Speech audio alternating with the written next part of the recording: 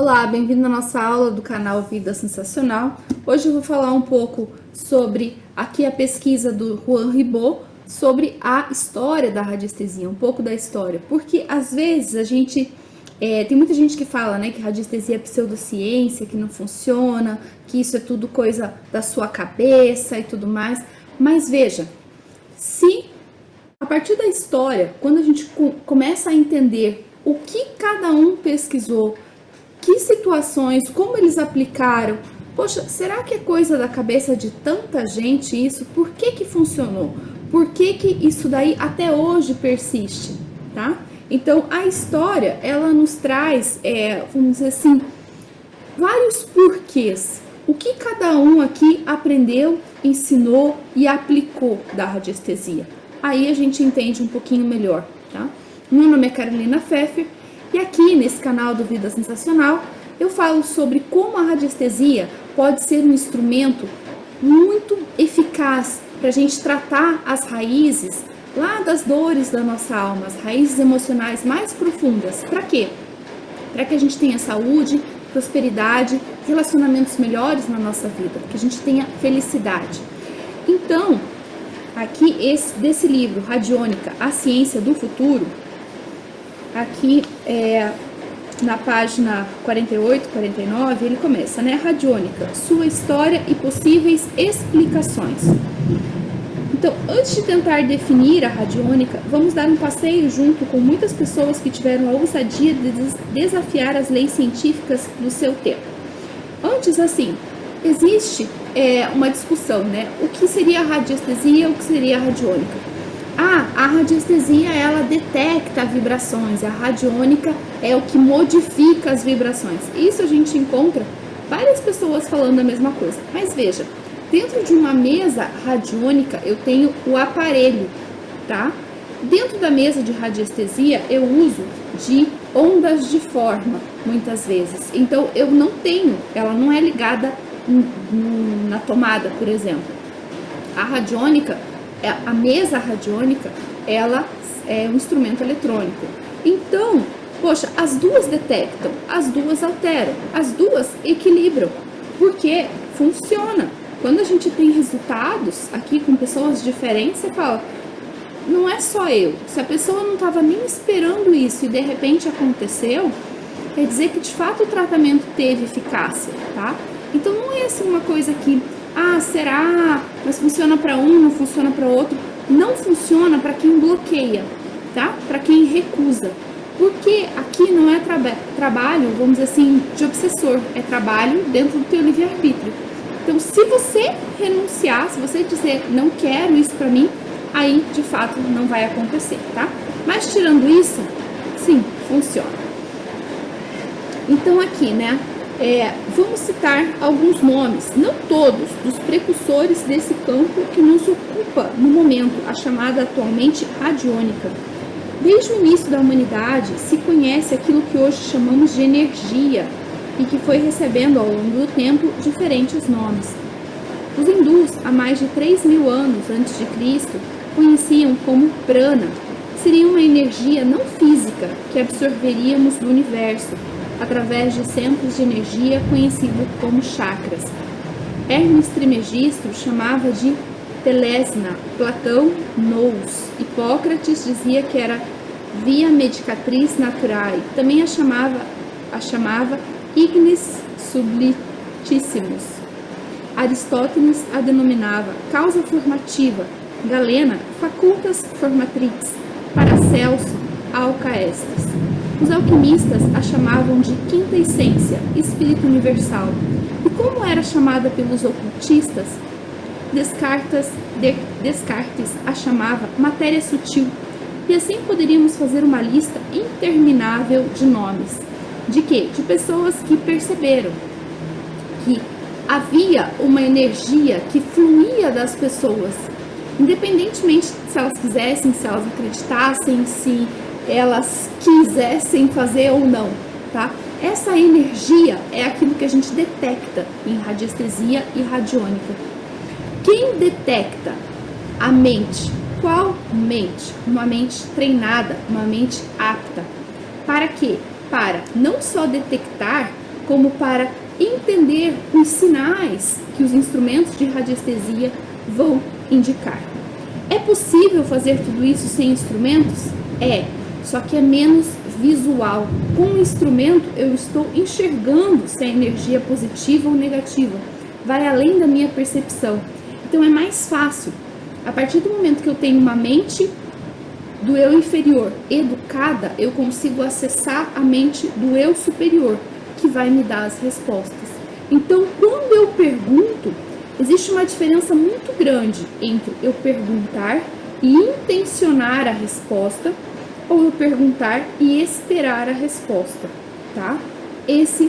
A mão quase sempre vai mexer.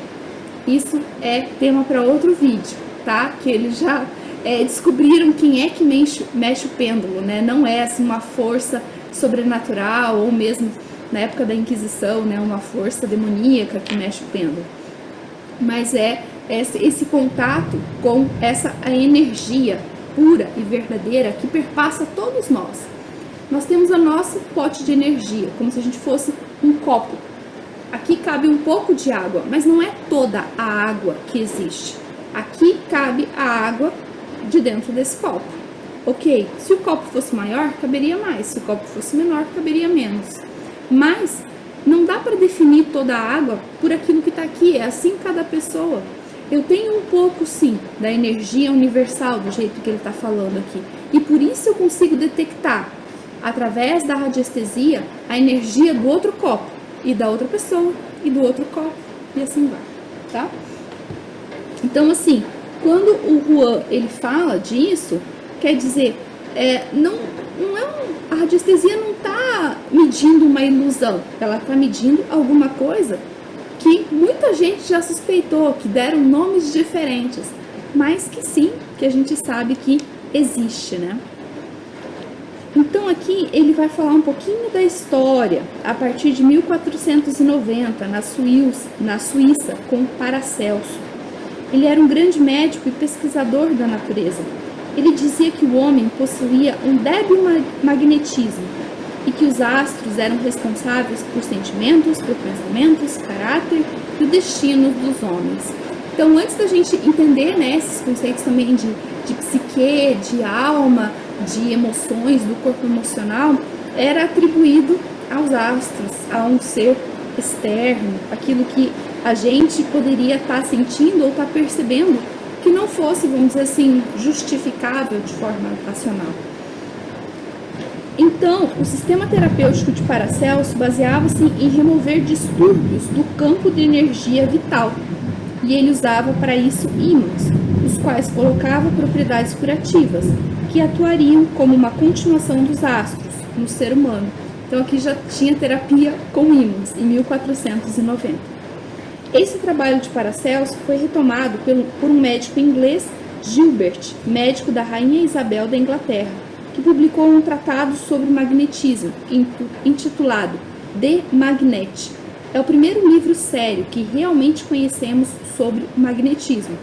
Então, lembra quem publicou? Foi Gilbert, médico da Rainha Isabel da Inglaterra. Você acha que um cara ia ser tão irresponsável de pegar alguma coisa que não funcionava para tratar a rainha? Então, pouco tempo depois, outro professor de medicina em Melbourne, Goclenius, publicou um livro sobre o tema, Tratado da Curação Magnética, que falava de como curar feridas através de um unguento magnético que tinha desenvolvido pelos ensinamentos de Paracelso. Aqui entra um jesuíta, Robert, que começou a atacá-lo duramente, dizendo que ele curava por intermédio do demônio. Iniciou-se uma disputa entre os dois, até que, por fim, Goclenius se retirou cansado. Porque discutir às vezes assim, a pessoa não perde nada, né, por estar discutindo. Ele nem tem muito argumento, mas fica discutindo. E você, às vezes, ficar rebatendo é mais cansativo do que produtivo. Então, às vezes, é melhor deixar o outro falar as bobagens que fala e tá tudo bem.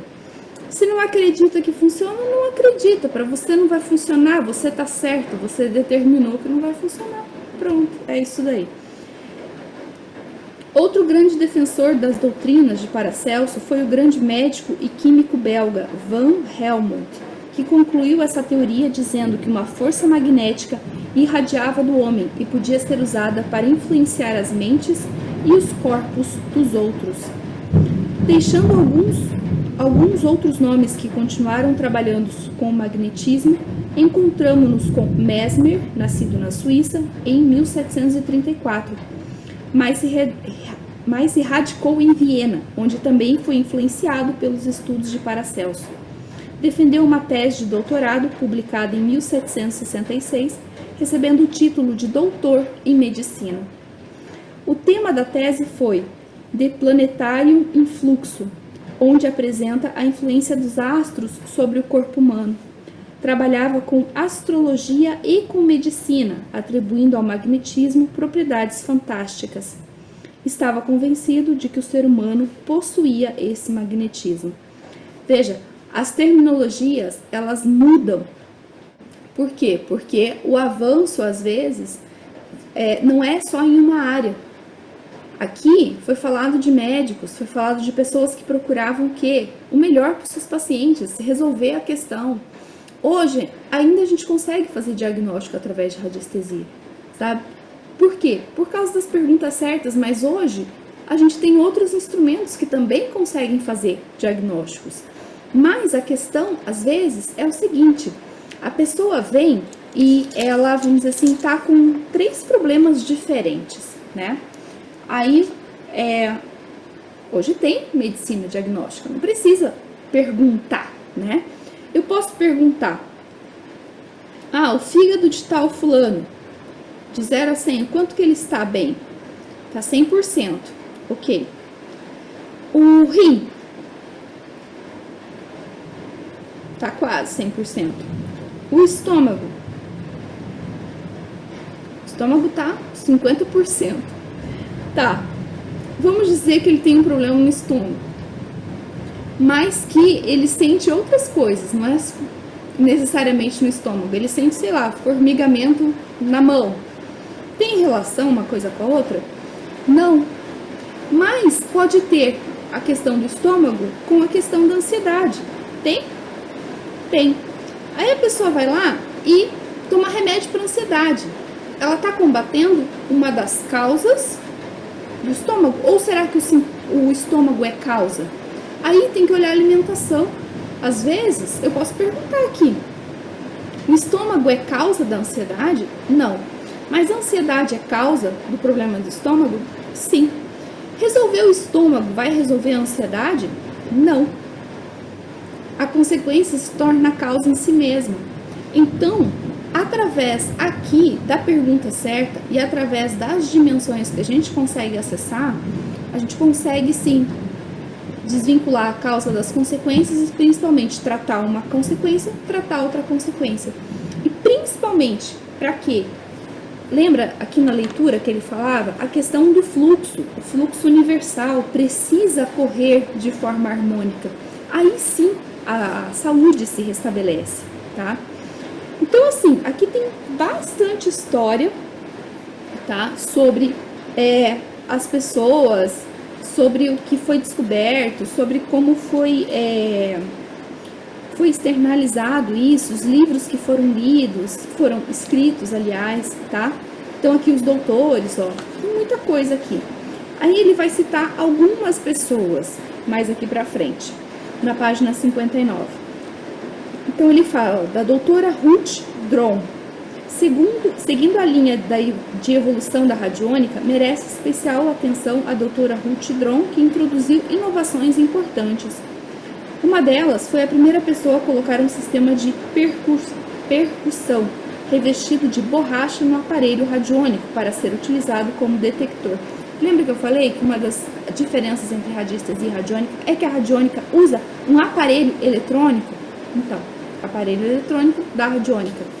Então, era usado para quê? Como uma forma de ir aprimorando. A pessoa, às vezes, não percebia que aí tinha, vamos dizer assim, uma interferência. Então, como a gente pode anular essa interferência? Vamos fazer uma melhoria no aparelho radiônico. Mas o princípio é o que? Detecção de energia. Qual energia? Essa energia extrafísica. Como ele começa lá falando, o prana, ele é o fluxo universal, aquilo que está dentro de cada um de nós, que a gente pode treinar para detectar com o pêndulo. Dentro da radiestesia e na radiônica tem os aparelhos radiônicos que vão detectar, que vão medir, que vão equilibrar, tá? Então, aí depende do que? Da técnica. Mas, vamos dizer assim, aqui ó, tem até o desenho. Mas vamos dizer assim, a história, ela tá ali casada. O fato é que, quando a gente manipula a nossa energia sutil, a gente consegue trazer as consequências dessa manipulação para o nosso corpo físico, para o nosso humor, para limpar algumas coisas que nos incomodam demais. Então, as consequências, elas são reais, elas são comprováveis, vamos dizer assim. Mas, por que é chamada de pseudociência? Por quê? Por que para essa pessoa não funcionou, se isso é uma coisa, né, que funciona? Porque por aí ela não queria, porque ela disse que não. Então, como eu falei, não é um processo obsessivo, vai ser curado sim, não importa se você queira ou se você não queira. Se você não quer, pronto, o trabalho todo de equilíbrio que foi feito vai ser desfeito, porque você disse não, recusou, pronto, tá? Não é assim uma coisa imposta por alguém, né? Não é como você tomar um remédio e você falar, não acredito na dipirona. Ela vai fazer o trabalho dela mesmo você não acreditando. Mas, enfim, se você não quer, se você não acredita em trabalho energético, ele não vai ser feito, porque você bloqueou o fluxo, tá? Mas o estudioso merece grande destaque no campo das pesquisas. Georges Lakovsky, engenheiro russo, radicado na França, nasceu em 1870. Depois de terminar seus estudos de engenharia em Odessa, como era a tradição entre os intelectuais da época, foi completar sua formação em universidades de grande fama na Europa. E assim foi para Paris, onde se casou e viveu grande parte da sua vida. Sua profissão de engenheiro foi exercida durante pouco tempo, pois cada vez se interessava mais pela biologia, e foi ali onde começou um trabalho fantástico de pesquisa. Todo o trabalho de Lakovsky baseou-se no fenômeno da ressonância. Ele pensava que todo ser vivente era um sistema eletromagnético, que estava em equilíbrio no campo da radiação cósmica. Cada célula ressoava com as radiações do universo, porque ela se comportava como se fosse um circuito oscilante. Um circuito oscilante dotado de autoindução, capacidade, resistência elétrica, e assim cada célula podia vibrar a uma elevadíssima frequência, sob a influência dos raios cósmicos. Que bonita, né, a pesquisa dele. Então, aí, poxa, a gente vai pensar aqui em frequência também, né? E no princípio, né, do Kybalion, acima como abaixo. Então, se cada célula pode vibrar numa vibração do universo, então é o fluido cósmico que está em todos nós. E o que seria a doença? A doença seria um desequilíbrio oscilatório celular motivado por diferentes causas. Ele pensava que a radiação emitida por alguns micróbios poderia anular a radiação da célula. Então, tratava-se de uma luta entre o micróbio e o organismo. E se o vencedor fosse um micróbio, aparece a doença. Mas se por um lado, se o vencedor for o organismo, aparece a saúde. A conclusão de Lakovsky foi que, para curar, o importante é restabelecer o equilíbrio oscilatório celular, alterado pelos micróbios. Essa é uma parte da radiestesia que tem pessoas que elas treinam bastante para isso, né? Lembra quando eu falei do fígado, né? Qual que é a frequência de um fígado perfeito? Se eu for perguntar aqui nessa mesa, ele vai me dar. O fígado perfeito funciona a 100%, né? Qual que seria a frequência do meu fígado nesse momento? Tá bom, tá 100%. Deixa eu pensar em outra pessoa. Qual é a frequência do fígado dessa pessoa nesse momento? Tá 70%. Então quer dizer que há um desequilíbrio ali, há um processo inflamatório, há um processo que está causando doença. Agora, eu posso equilibrar o fígado da pessoa? Né? Posso. Isso vai resolver? Não, então por aí eu tenho que equilibrar outras coisas. Eu preciso equilibrar as emoções relacionadas ao fígado? Sim. E aí, eu não vou trazer aqui, né? Mas a Louise Hay, ela fala no seu prefácio da edição que eu tenho sobre o câncer que ela teve. Que ela foi diagnosticada com câncer no órgão interno, acho que é no útero. E ela disse assim, que pro médico dela, que como ela já tinha um certo conhecimento da coisa, ela ia reverter esse câncer, revertendo o padrão emocional que estava causando aquilo ali. Porque ela sabia, podia tirar o órgão inteiro, podia fazer cirurgia, tudo mais. O câncer ia voltar, porque o mais importante era o padrão emocional. E assim ela fez, em 3 meses conseguiu reverter, o médico foi super contra e tal. Mas como ela já tinha conhecimento, ela já estava sendo acompanhada por um terapeuta, um psicólogo, ela conseguiu isso daí.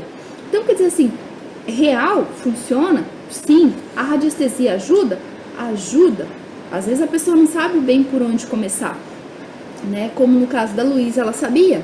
Mas, veja que é interessante isso daqui. Se eu mantenho a minha vibração alta, se eu cuido do meu corpo, se eu cuido das coisas, a doença ela não consegue se estabelecer. Então, a doença ela pode ser muito comum, mas ela não é uma coisa natural, não é uma coisa que a gente tenha que aceitar como uma coisa normal da vida, como é isso mesmo e tudo mais. Tem gente que tem muita saúde, tem gente, e as doenças elas surgem por diversos motivos. Cada um tem a sua missão, vamos dizer assim, a sua lição pessoal. E o que eu quero trazer nesse vídeo é isso. Veja quantas pessoas já não estudaram.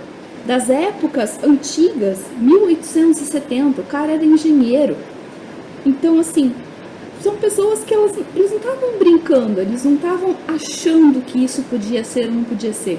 Eles comprovaram, eles escreveram livros, eles marcaram uma história, tá? E aqui, ó, pra finalizar, tá? Porque, assim, aqui tem bastante, né? E daí ele começa a trazer pessoas atuais aqui, tá? Agora eu não tenho nenhum nome fácil aqui, mas, enfim. Agora aqui ele vai trazer pessoas mais atuais. Eu vou falar desse último aqui. No fim da década de 20, o engenheiro Curtis Upton começou a se interessar pelas afirmações do Dr. Abrams e pensou que tudo isso podia se aplicar a plantas e animais. Uniu-se a um amigo engenheiro eletricista, Knut, e desenvolveram um aparelho radiônico no qual se colocava uma pequena quantidade de pesticida e uma amostra da planta. Isso agia no lugar onde a planta estava semeada, mesmo a quilômetros de distância. Uma outra aplicação aqui, agora na agricultura e à distância, isso em 1920. Gente, é isso, eu espero ter trazido um pouco da história que o Juan Ribot compilou aqui nesse livro, tá? Radiônica, a Ciência do Futuro. Para quê? Para dizer que as coisas têm pé, têm cabeça, tem mãe, tem pai, tem, vamos dizer assim, um princípio e tem explicações. Não são feitas do nada, não são pseudociências porque não funcionam, mas porque é muito difícil comprovar isso no meio de pessoas tão diferentes, né? A ciência implica no mesmo experimento repetido, sob as mesmas condições, ele tem que ser replicável. É muito difícil replicar, né, os mesmos problemas de uma pessoa para outra pessoa, as mesmas questões de uma pessoa para outra pessoa, tá?